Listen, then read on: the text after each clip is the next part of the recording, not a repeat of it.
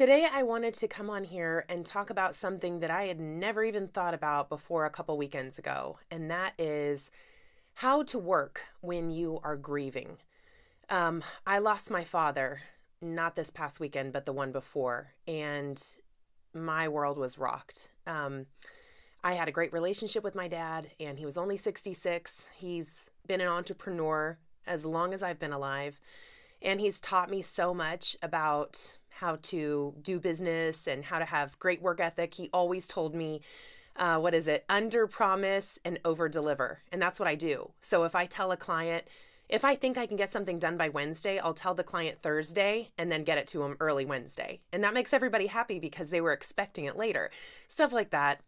He was the guy that had us out trimming hedges on a Saturday and it was hot and we were dying, but he was the one that got all the poison ivy, and all we did was sweat and have sore muscles the next day.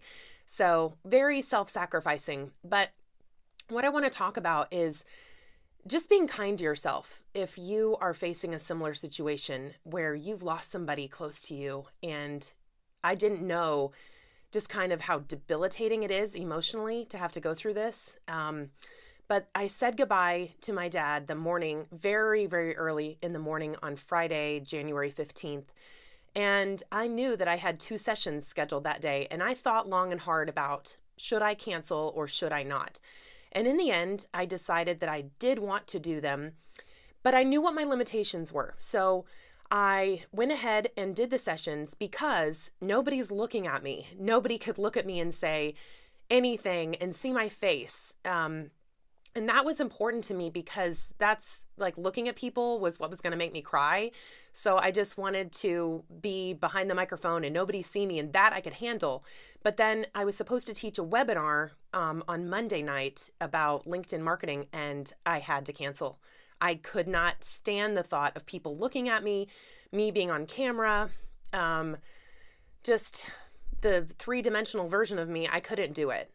I knew what my limitations were. And I just feel like it's really important to listen to your heart, listen to your emotions, what you can do, what you can't do, and be forgiving to yourself.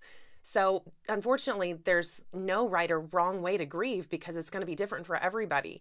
And I'm mourning different than my siblings and, than my stepmom and these different relationships. But everybody has a different personality and grieves in their own way. So I just want to say, there's been a lot of people that have come out of the woodwork, a lot of wonderful people in the voiceover industry, especially, who have just offered condolences and said, I've been through this before too, if you want to talk. I've had to tell a couple of my agents and production houses that, hey, I'm not going to be auditioning for a while because I'm trying to get my workload to slow down just a little bit, to take a little breather. And but what's made me happy is connecting with my regular clients, people that know me. And I'm willing to share about this with a few of them and talk about it. People that have become friends, not just clients. So anyway, I don't have a lot to offer today, but I do want to say if you are also grieving, if you've lost someone recently to you, grieve. Just grieve however you need to. And your clients will understand. Remember, we are all human.